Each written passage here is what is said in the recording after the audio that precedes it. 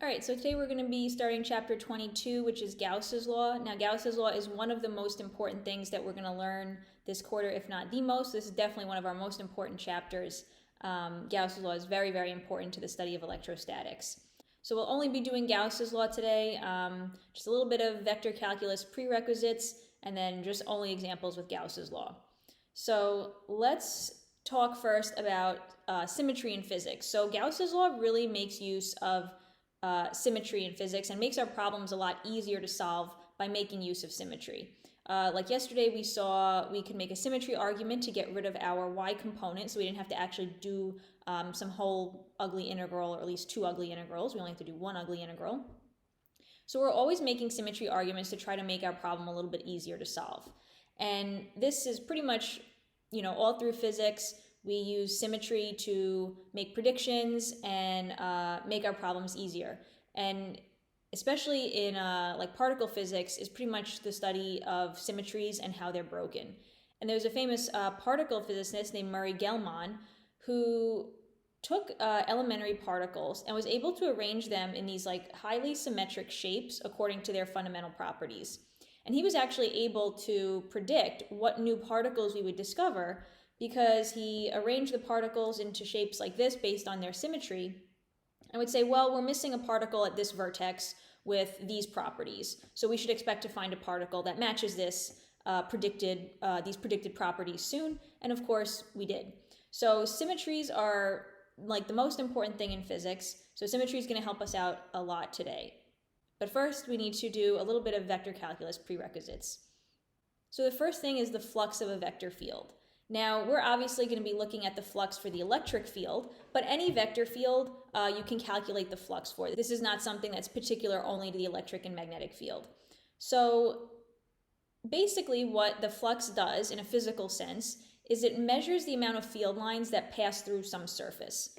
So if I have an electric field, let's say, that is uniform and in this direction, and then I have some surface here, let's say like some kind of circle or whatever, and I say, what's the flux through this surface? It's essentially just how many field lines are passing through this surface.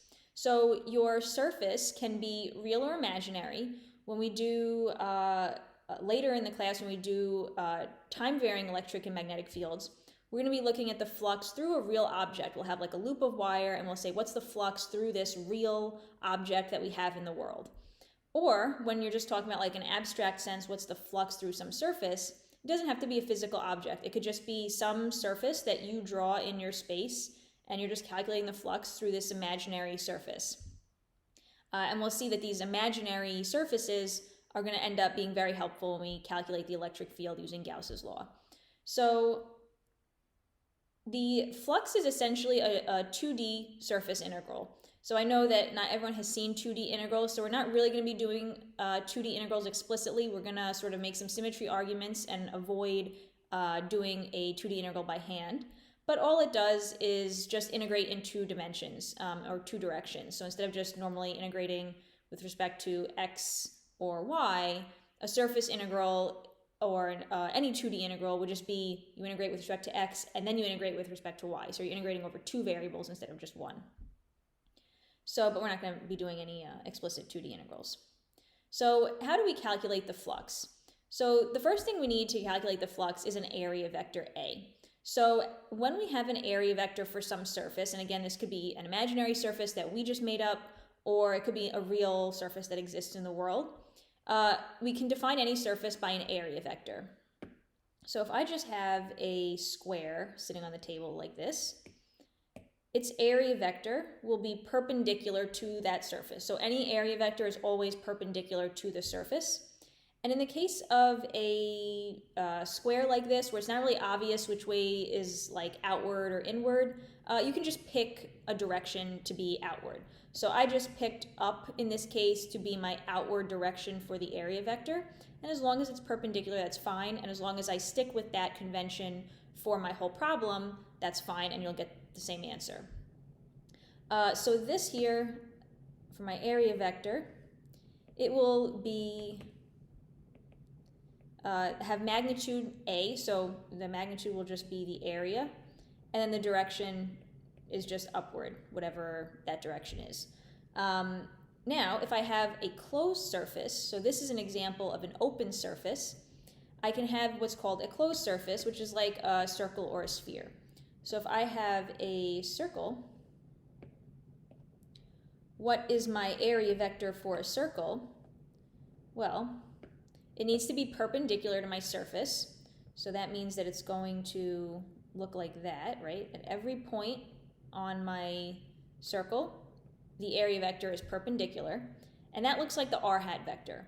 So in this case, my area vector, the magnitude, will be the area of the sphere. So in this case, let's pretend this is a sphere.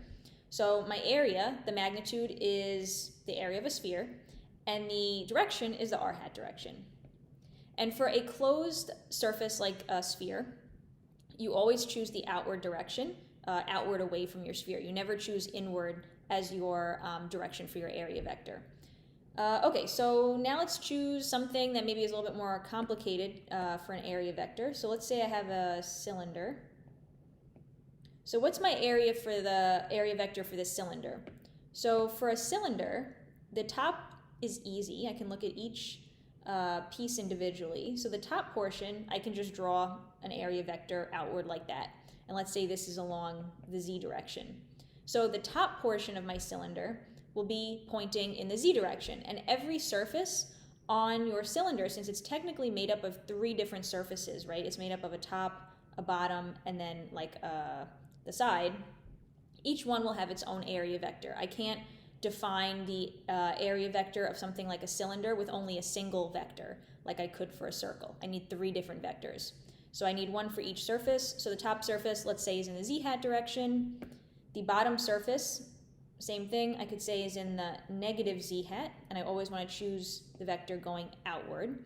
And the magnitude of the area vector would just be the area of this top surface here, or the bottom surface down here. And now, what about the side here? Well, I can use cylindrical coordinates, and in cylindrical coordinates, we use the same r hat as we do in spherical coordinates, but the r hat vector in cylindrical coordinates is points outward from a cylinder. So it points outward from the z-axis. So this is my r hat vector. This is the direction my r hat vector points for cylindrical coordinates. So I have 2 sort of different r hat vectors here, and I know not everybody might have seen cylindrical and spherical coordinates, so I'll include at the end of the lecture, I'll include a picture of the coordinate system so that you can sort of get a visualization on the directions for the r hat in each of the 2 cases. And we're only going to be using r hat for spherical and cylindrical coordinates. So these are 2 different r hats. One's the r hat for spherical, one's the r hat for cylindrical. And this is how we would define our area vector for each of these. So now to finish calculating flux, we just need our vector field. So let's just take some arbitrary vector field v, and we define flux as the integral of this vector field over our surface. So whatever surface we're looking at, we're going to integrate the vector field over that surface. So we have 2 integrals here because a surface is 2D, so one for each dimension of our surface. And this S just means that we're integrating over a surface. And then we dot the vector field into dA. So that's the differential area element. So all that means is, let's say if we had a sphere, our differential area element is like a little tiny infinitesimal point on our sphere that's pointing in the r hat direction. So dA would just be, it's just an infinitesimal area element of our sphere, and it's in the r hat direction. So that's in the case of a sphere. And then we just integrate this function over the entire surface of our sphere. And that will give us the flux. So let's say we have, instead of having to do a whole integral, let's say we have a constant vector field. So instead of being something like x hat, it's just, let's say, 5 in the x hat direction. So this is a constant vector field. So let's look at constant vector fields for a second. And if we have a constant vector field, this integral just simplifies to a dot product, right? Because think about anytime you do a integral, if you aren't actually integrating over a function, if you're just integrating over a constant, there's really nothing to integrate over.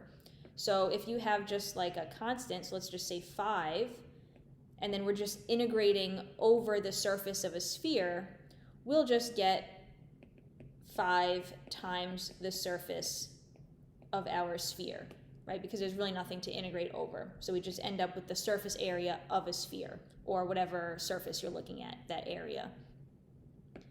So this just simplifies to a dot product. And remember, the dot product can be written in terms of the magnitude of the vectors and the cosine.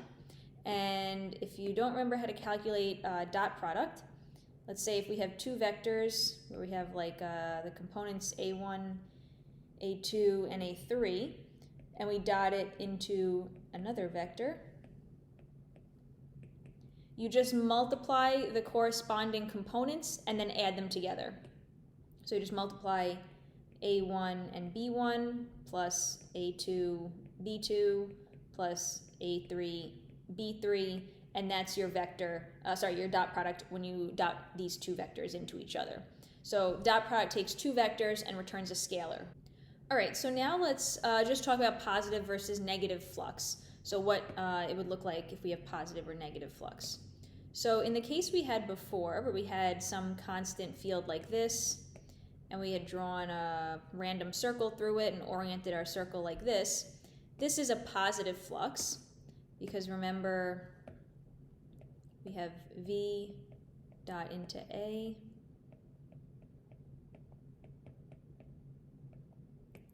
If the angle between our two vectors, V and A, is 0 degrees, our cosine is just equal to 1, which is positive. So this is a positive flux. So when your area vector and your vector field are in the same direction, that flux will always be positive. Now, what if we had something, a vector field like this? So a vector field that looked like the electric field of a positive point charge. And I said, well, what's the flux through a sphere like this? Well, my vector field is in the r hat direction, right? So my vector field is in the r hat direction, and my area vector is also in the r hat direction, right? We said the area vector for a sphere or a circle is just in the r hat direction, so I just have r hat dotted into r hat, which gives me 1. So this is also positive. And we can see that because our area vector and the vectors for our vector field are again in the same direction, so that's going to be a positive flux. And I mentioned you can think of flux as the field lines that pass through a surface. You can also think of this, if you don't want to think of it in terms of the dot product, you can just say, well, I see my field lines are passing out of the surface. So anytime you have field lines passing out of some surface, that corresponds to a positive flux. Same thing here, my field lines are passing out of my surface, so it's positive. Now, let's look at a negative flux. So let's say we had the vector field for a negative point charge, which would be going inward like this. And then I say, well, what's my flux through a sphere? Like this. Now, my vector field is oriented in the negative r hat direction, right? Because it's pointed inward if it's the field for a negative point charge. But my area vector is still pointing outward. The area vector is always oriented outward. So it's still in the positive r hat direction, this area vector. So I'm dotting negative r into positive r, and that's going to give me negative 1. So this corresponds now to a negative flux. And another way to think of that is that my field lines are passing into my surface. They're going into my sphere, so that corresponds to a negative flux. Okay, so these are just positive and negative fluxes that we're going to be seeing a lot. So now, let's actually calculate the flux of an electric field. So our simplest case, the simplest thing we could possibly think of, is the flux of a point charge. We're situating our point charge at the origin. So we've got a charge of, let's say, positive Q here. And we want to know what is the electric flux through a sphere if we situate that imaginary sphere at the origin as well. And this sphere has a radius r. So what is the flux passing through this? Well, we know right away that it's going to be positive, right? Because we have the electric field is going out like this. So that corresponds to a positive flux. So let's calculate it. So we can use that the flux, and this is the Greek letter phi, so the flux is given by E dotted into A.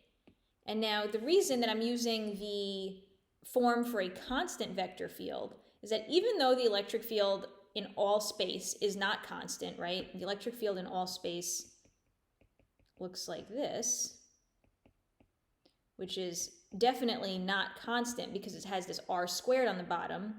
Over the surface that I'm looking at, so over this sphere, the electric field is constant because over the sphere, the radius is not changing. The radius is fixed at r. So over this sphere where I'm looking at the flux, my electric field is actually constant. So I can just dot these two things into each other. So we already said that the electric field is given by this. Q is our charge. R is the radius. So the electric field at the radius of this sphere is just r squared, capital R squared. And then we have in the r hat direction. Now I'm dotting this into the area vector for my sphere. So the area vector for my sphere is the area of my sphere, which the surface area of a sphere is 4 pi r squared. And then the vector, the direction is again just in the r hat direction, right? My vector is just in the r hat. Okay, so now I can just dot these two things into each other. So if I dot r hat into r hat, that's just equal to 1, because I'm just dotting one unit vector into another unit vector that's in the same direction, and they both have magnitude 1, so that's just equal to 1. So I'm dotting r hat into r hat is just equal to 1. And then I just multiply all my constants right here. So I've got 1 over 4 pi epsilon naught q r squared times 4 pi r squared. So I can see that quite a few things are going to cancel, right? My 4 pi is going to cancel, and my r squared is going to cancel. So I have an r squared from the electric field and an r squared from the surface area of the sphere, so those are going to cancel. So I'm left with just q over epsilon naught. So this is the flux for a point charge through some sphere that's around this point charge. And now this is essentially the essence of Gauss's law.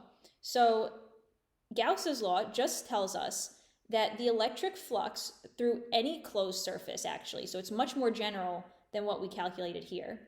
The electric flux through any closed surface, which we call a Gaussian surface, and we'll talk more about those in a second, is directly proportional to the total charge enclosed by that surface. So the flux phi is equal to Q enclosed, the charge enclosed in that surface, divided by epsilon naught. So let's look at a couple of examples for this. So we just looked at the case of a positive point charge. So the flux, the enclosed charge, is just this plus Q here. And we found the flux is just equal to Q, that Q divided by epsilon naught. So that checks out. Now, let's say for a negative charge. So if I had a negative point charge here, my electric field would be pointed inward like this. And let's say I wanted to find the flux again through some sphere around it like this. Well, my flux would just be equal to negative Q over epsilon naught. So my flux through this surface would just be equal to negative Q over epsilon naught. And it's important when we're talking about flux, you always have to define your surface as well. There's not just like some general quantity called like the flux of an electric field. It's specific for the surface we're looking at. So if I, let's say instead of looking at this sphere here, I had the same negative charge with the electric field pointing inward like this. And then let's say I wanted to look at a surface that was over here. So I wanted to look at a surface that doesn't enclose the charge. Well, now my enclosed charge is 0, which means my flux through that surface is 0. So now my flux is just equal to 0 because there's no enclosed charge in this surface.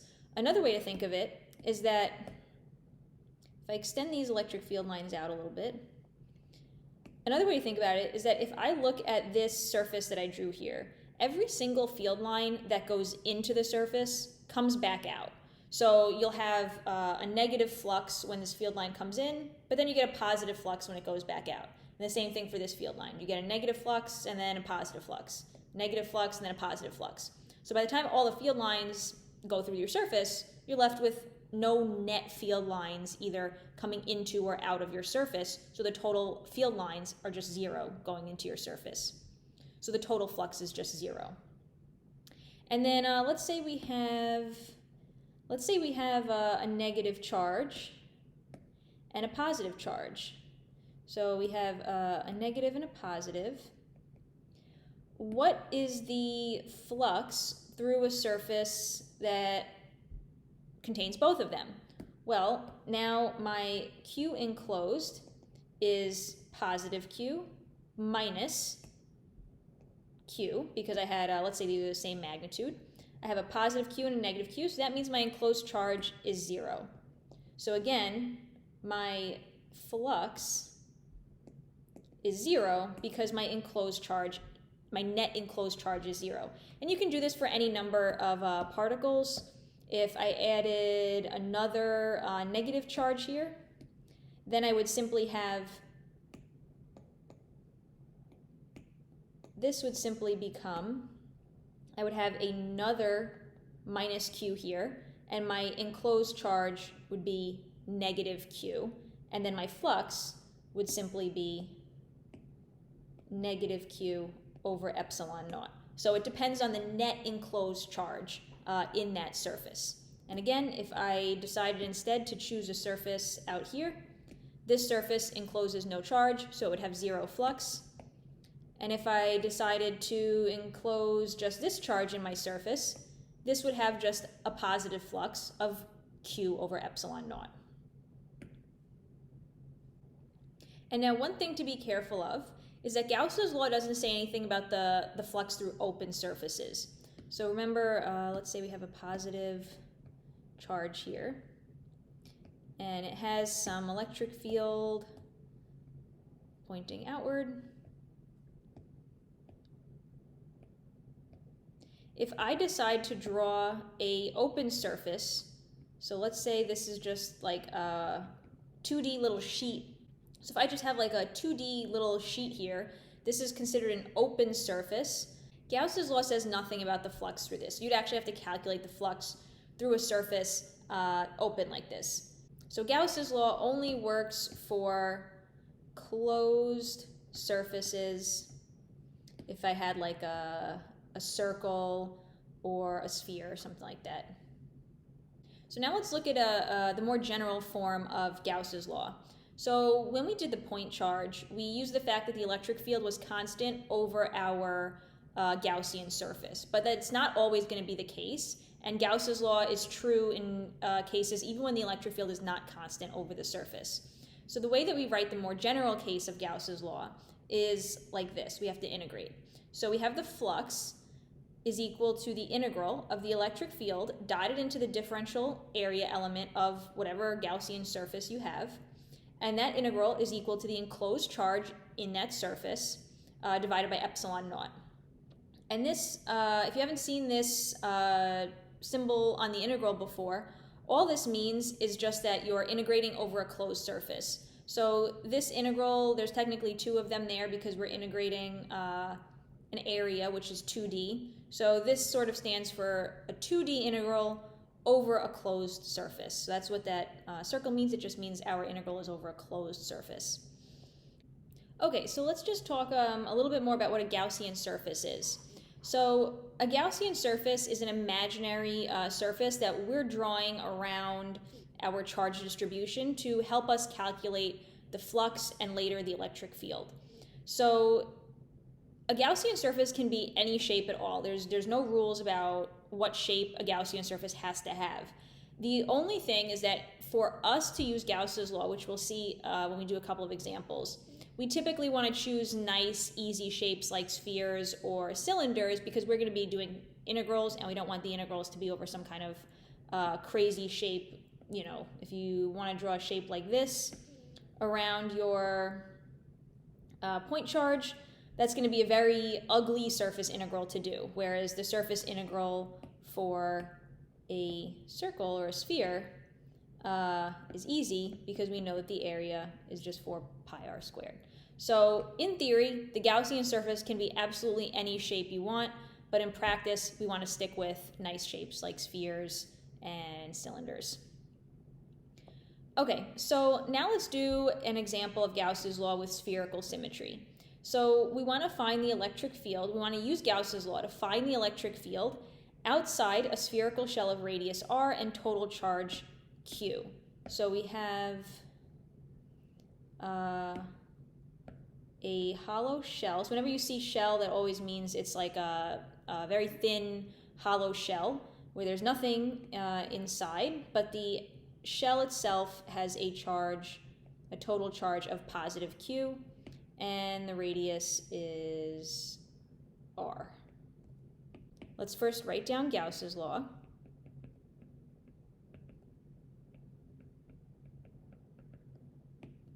So let's look inside. So inside, this is when we're at locations less than capital R, less than the radius. Let's figure out what the enclosed charge is. So our Gaussian surface for inside the sphere, we can just pick a little sphere inside here, anywhere inside the sphere. Well, what's our enclosed charge? Our enclosed charge is 0, right? Because we haven't enclosed any charge in this Gaussian surface. The charge is all outside the Gaussian surface. So our enclosed charge is just 0. So we have E dot dA is equal to 0. So now this is where the symmetry argument comes in. So since I have a highly symmetric charge distribution here, I have a nice shell, it's perfectly spherically symmetric, I can say that because I know the enclosed charge is 0, my electric field is also 0. So Gauss's law here tells us that because the enclosed charge is 0, the electric field is also 0. And so like I said, symmetry is very important here, and you can kind of see why this would happen. So imagine, let's get rid of all this. So imagine you're trying to find the electric field without Gauss's law inside this sphere. And we can kind of think like what we did yesterday where we say, okay, well, let's look at the electric field due to a point charge over here.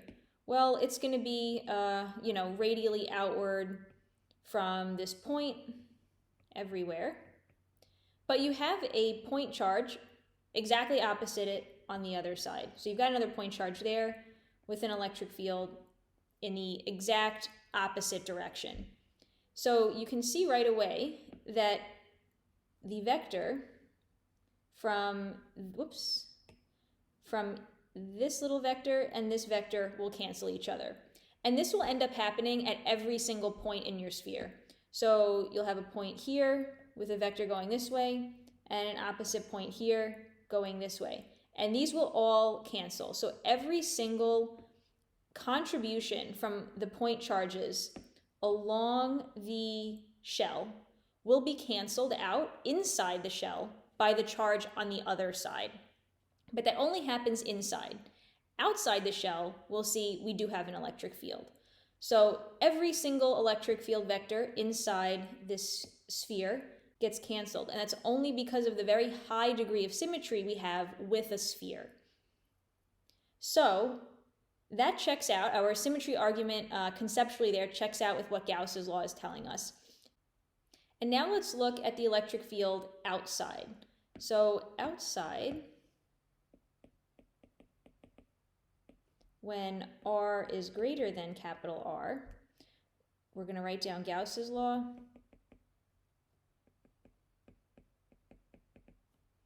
And now, what is our enclosed charge, or what is our Gaussian surface first, outside our sphere? Well, we can choose any Gaussian surface we want, just make one up. Let's say our Gaussian surface is right over here, and it's centered also at the origin, so it's perfectly symmetrically around our sphere.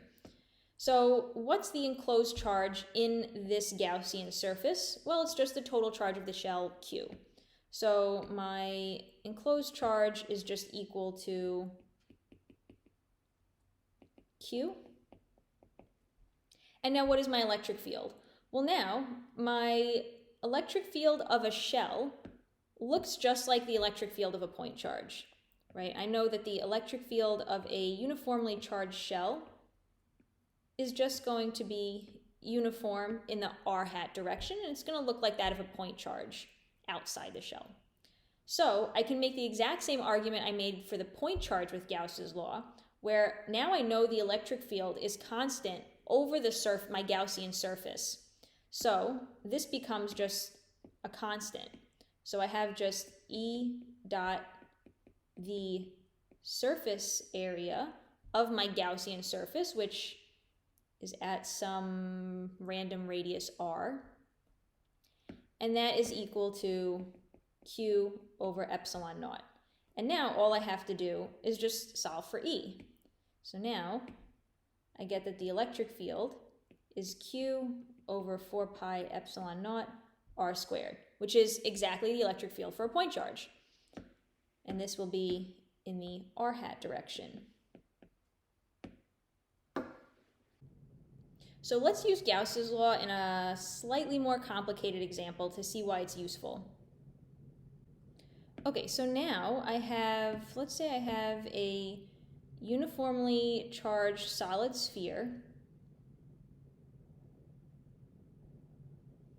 of charge Q spread evenly throughout. So this is now spread out throughout the whole volume of the sphere.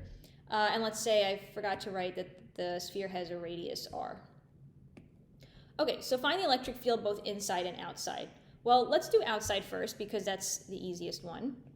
So outside, we can do right away. We can just say, okay, the Gauss's law here. I know my enclosed charge because I can just draw a Gaussian surface outside my sphere here. And my enclosed charge is just the total charge on the sphere. It's just Q. So my enclosed charge is just Q. Then I have epsilon naught.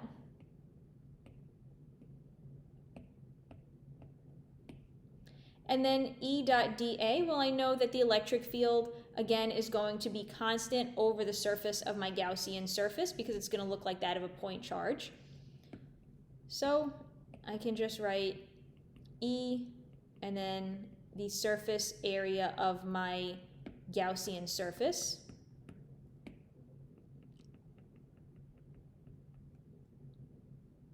And now I can just solve for the electric field. So the electric field, again, we see comes out to just that of a point charge.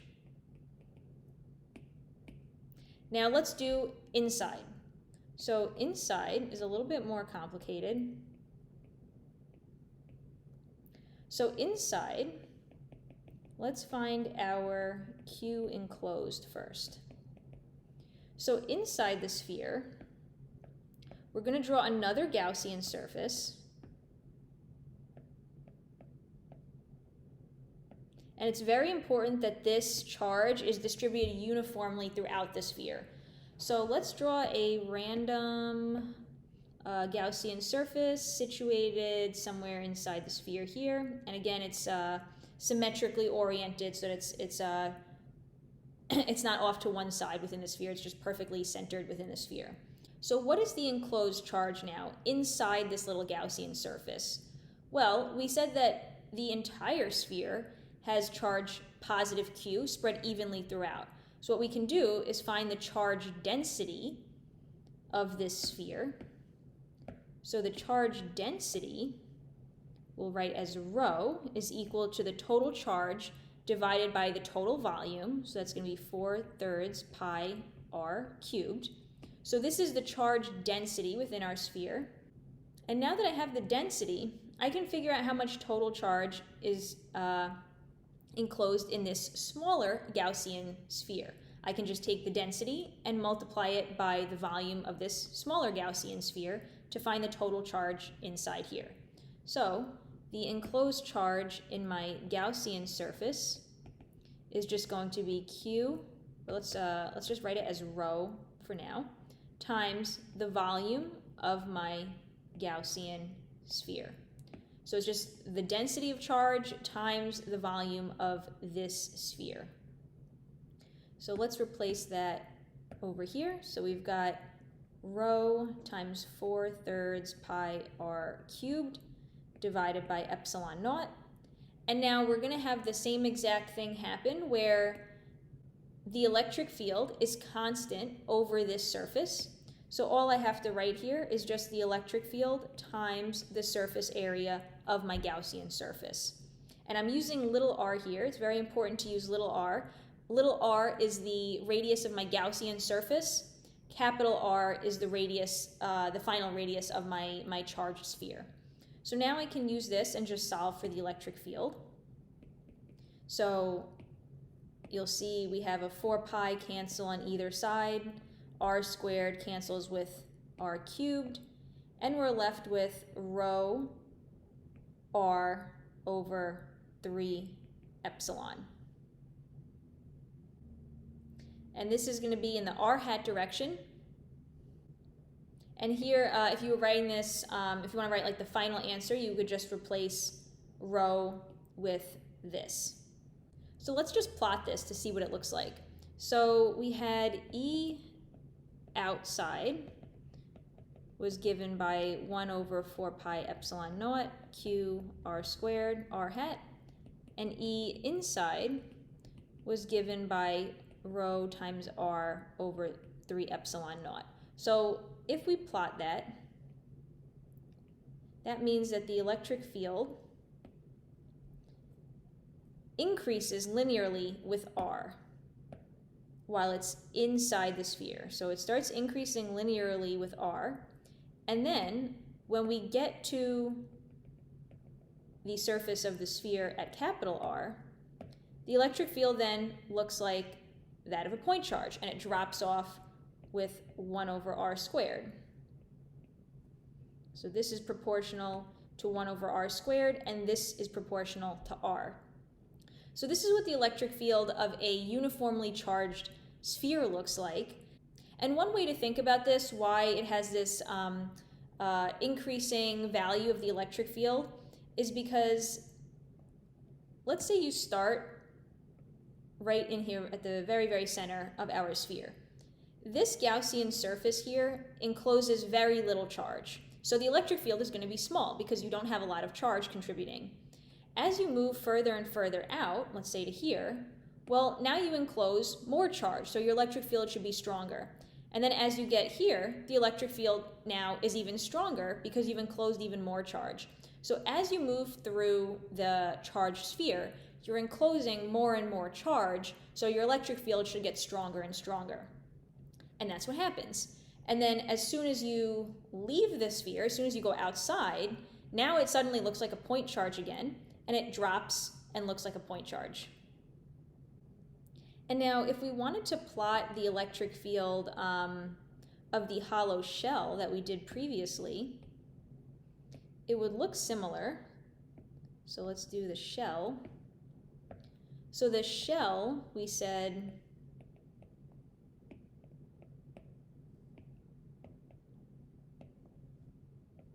the electric field was inside, it was 0, and outside, it looked like a point charge.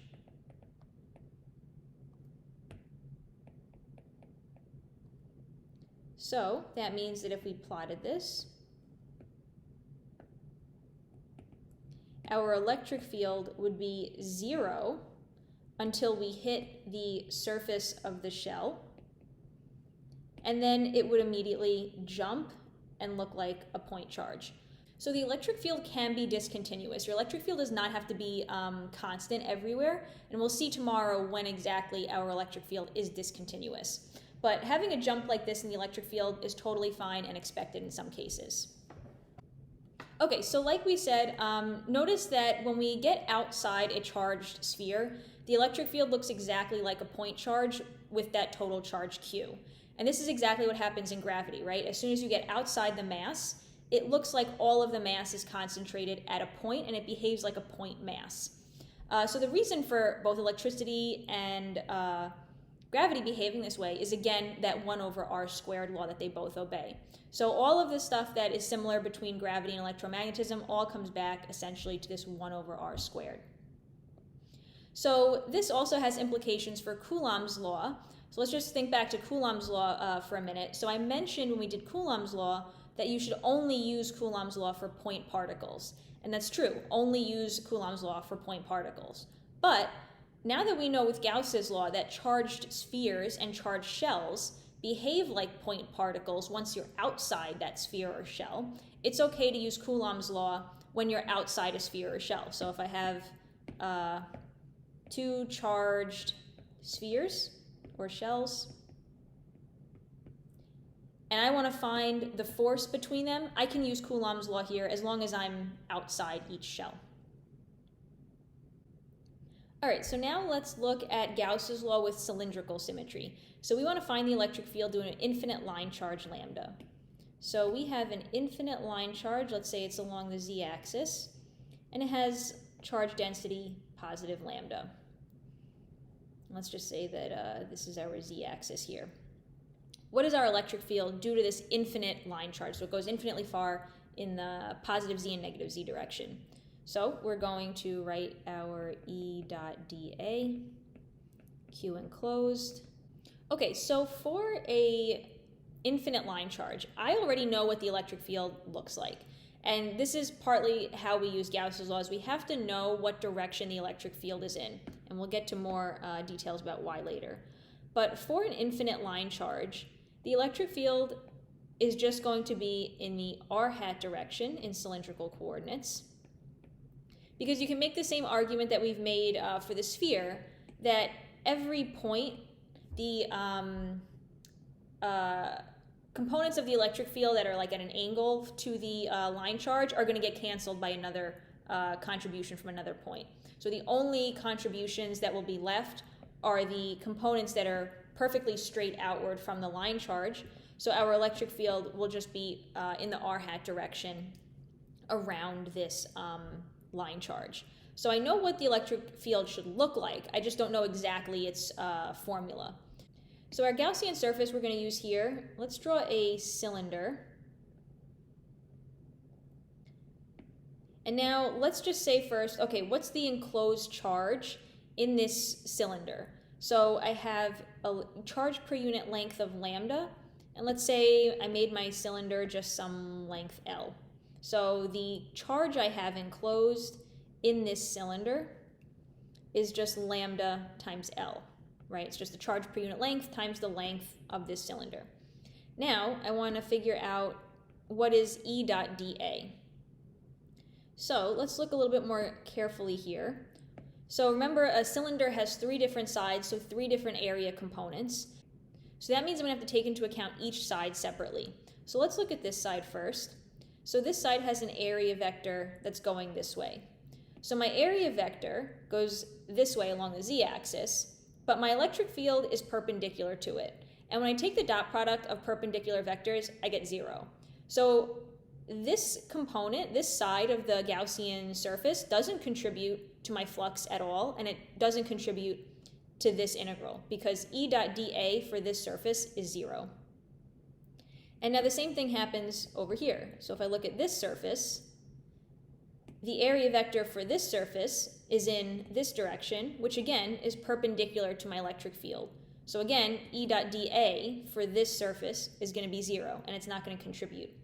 So the only thing that will contribute to my integral here is the surface that wraps around the infinite line charge, the side of this cylinder, because they're both now in the r hat direction. So I can write my electric field times the area of the side of this cylinder. So the area, the surface area of the side of a cylinder is given by 2 pi r L. So it's the circumference of the cylinder times the length of the cylinder. So I have E times 2 pi r L, which is the area of my Gaussian surface that's contributing to this integral, that's non-zero. And then this is equal to lambda L over epsilon naught. So now I can just solve for E, and I get the electric field is equal to, my L's cancel. So I get the electric field is just equal to lambda over 2 pi epsilon naught r, and this is in the r hat direction. So this is the electric field for a infinite line charge. So definitely memorize the form of this electric field. Infinite line charges are something we're going to see a lot. So definitely make sure you remember this. And also be careful, there's no r squared in the bottom here. The electric field for a line charge goes like 1 over r, not 1 over r squared. So we only have a single power of r in the bottom. All right, now let's do Gauss's law with an infinite plane. So let's say we have an infinite plane. So pretend this goes out for infinity. We've got an infinitely flat sheet. Let's say we've got like the z direction here. So if we look head on at our plane,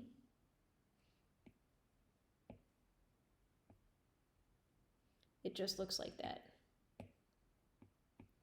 And it has a surface charge density of plus sigma.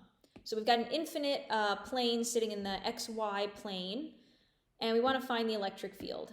Now, we already found in our previous lecture that the electric field for an infinite plane looks like this, right? It just goes straight up from the plane. So we know the direction. So now let's use Gauss's law to find the actual form of the electric field and see if it matches up with what we found yesterday when we took that limit.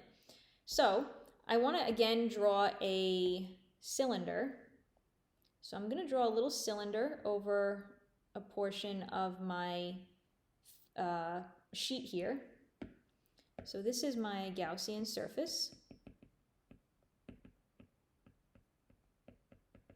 So what's my enclosed charge in this little surface, in this little Gaussian surface, this Gaussian cylinder?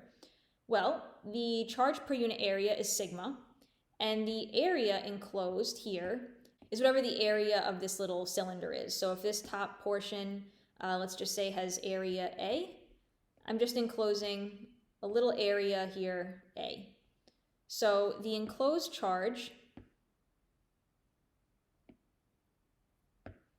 is just sigma times the surface area, and this is divided by epsilon naught. So now my electric field, so let's look at each component. So the top portion of my Gaussian surface has an area vector in that direction. So the electric field and the area vector are in the same direction. So that's going to give me a non-zero contribution to my integral there. And the same thing is going to happen on the bottom, right? I have a non-zero contribution to my integral because I have the electric field and the area vector are in the same direction, so that dot product will be positive. And then also we can see that the sides now won't contribute. So the side of this cylinder, the area vector is perpendicular to my electric field, so the side of this cylinder won't contribute to the flux and won't contribute to our calculation for the electric field. So what I'm going to do is I want to say, okay, well, what is this little integral for this top portion here? So the contribution to the integral from this little top portion here is just going to be E times A. So I know that seems like I'm cheating a little bit. So I know that the electric field is going to be constant over this top surface. And I said that this top surface has area A. So when I integrate, E dot dA, since they're both constant, or since the electric field is constant over dA, I'm just going to get E times the area. And that's going to happen on both surfaces. So it's going to happen here and here. So both the top and bottom surface are going to contribute an amount E times the area of this little cylinder here, the top and bottom area. Okay, so now I can just solve for the electric field. So I have 2E times A is equal to sigma A over epsilon naught. My A's will cancel, and I'll end up with sigma over 2 epsilon naught. And that's exactly what we found for the electric field of an infinite sheet yesterday. Okay, so one thing I want to point out about Gauss's law is that Gauss's law is always true, but it's not always useful. So this integral, E dot dA over Q is equal to Q enclosed over epsilon naught. This is true for every single electric field that we will ever come across. But it's not always useful to use this integral to calculate the electric field because sometimes this integral is very ugly. So we've been using very high scenarios with very high degree of symmetry to sort of cheat a little bit and make this integral much simpler. So let's just go over the cases where we can use Gauss's law to calculate the electric field.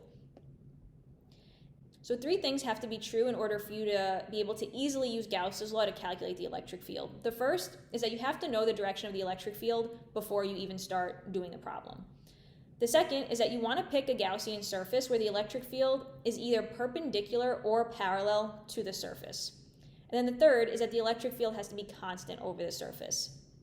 So why do we have to know the direction of the electric field before we start?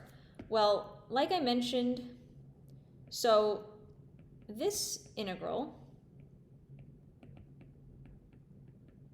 you'll notice that both sides of the equations are actually scalars. So if you want to use Gauss's law to find the electric field, you can use it to find the magnitude of the electric field, but you have to insert the vector yourself. You have to know whether it's in the r hat direction or the z hat direction. You have to put that vector in there yourself.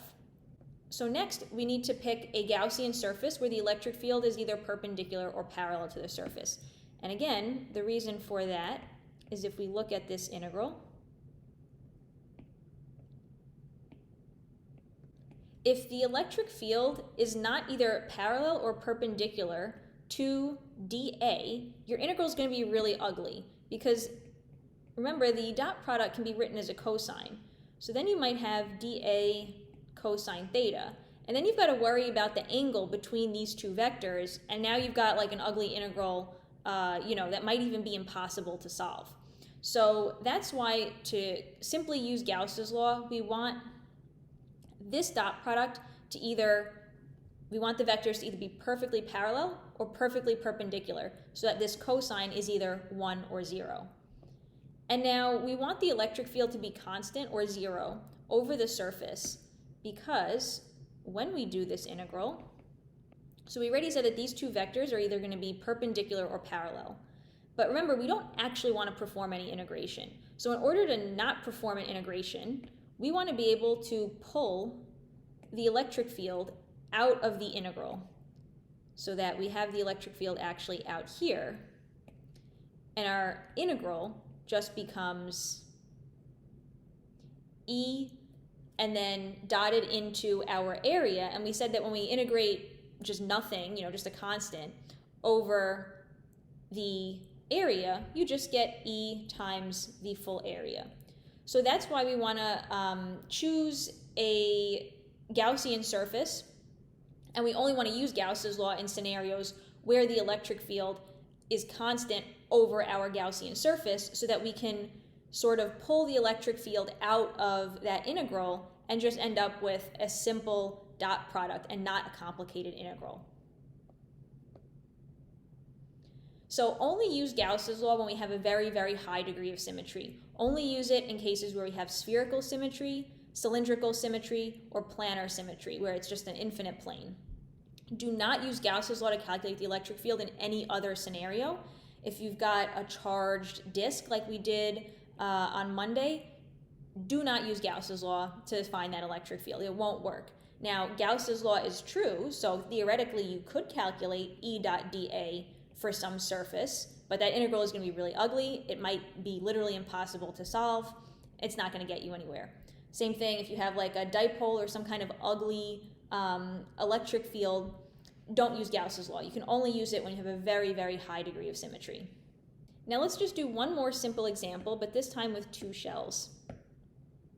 So we have two concentric spherical shells. That means that they're on top of each other. One is inside the other. So we have one with radius A. So we've got radius A and charge negative Q on the inner shell. And then we have the outer shell has radius B and charge positive Q. And we want to find the electric field everywhere. So let's find the electric field first inside this shell. So that's going to be when R is less than A. So our E dot dA, Q enclosed. Our Q enclosed, we draw a Gaussian surface here. Our Q enclosed is 0, so that means our electric field will be 0. So our electric field is 0 inside there. Now, if I draw a Gaussian surface in between the two spheres, so I want to draw it right there, or between the two shells, I'm looking at the space between the radius equal to A and the radius equal to B. So now, E dot dA, Q enclosed epsilon naught. Well, now my enclosed charge in this Gaussian surface that I drew is just negative Q. So now I just have negative Q over epsilon naught. I can write E 4 pi r squared, since I know the electric field is constant over that Gaussian surface, and then I can just find the electric field. So the electric field in between the two shells looks like the electric field of just a single negatively charged point charge. Now let's look at the area, the surface outside the two shells. So if I draw a Gaussian surface out here, so I'm looking at when R is greater than B, I've got E dot dA, Q enclosed. My Q enclosed now, I'm enclosing both shells. So my Q enclosed is positive Q and negative Q. So I've got plus Q minus Q, which equals 0. So my electric field, so I have 4 pi r squared is equal to 0, which means my electric field is 0 outside also. So the only place that I have an electric field with these two concentric charged shells is in between the two. Outside there's no electric field, and inside there's no electric field. So now, why does only the charge that's enclosed in the Gaussian surface contribute to my electric field? So in the example we just did, where we had a shell with a charge, and then we had another shell with a charge, the reason that only the enclosed charge contributes is that if I'm looking, let's say, at a surface there, the same thing is going to happen as with our charged sphere, where if I have a little point charge there and a point charge there, the electric field of these two are going to perfectly cancel out. So there's no contribution from the outer shell when you're inside that shell, because since it's so symmetric, the electric field cancels. And this will happen for every single configuration we do that's highly symmetric. Only the charge inside the Gaussian surface contributes. Another way to think of it is, remember we said that phi, so this is the full Gauss's law, right? We've got Q enclosed, we've got the flux. So another way to think of this is that the electric field lines from a charge outside my Gaussian surface here pass through my surface and then pass back out of my surface. So the contribution from a charge outside my Gaussian surface has no effect on the flux because the field line has to pass in and then it has to pass back out. So this point and any of these charges out here do not contribute to the flux. So that's why only our enclosed charge contributes here, because the electric field, due to one of these charges in here, necessarily has to come out of the Gaussian surface. So it will contribute to the flux and it will contribute to this integral. Okay, so that's it for today. We're going to finish up with Gauss's law tomorrow and look at conductors. And I will see you guys tomorrow.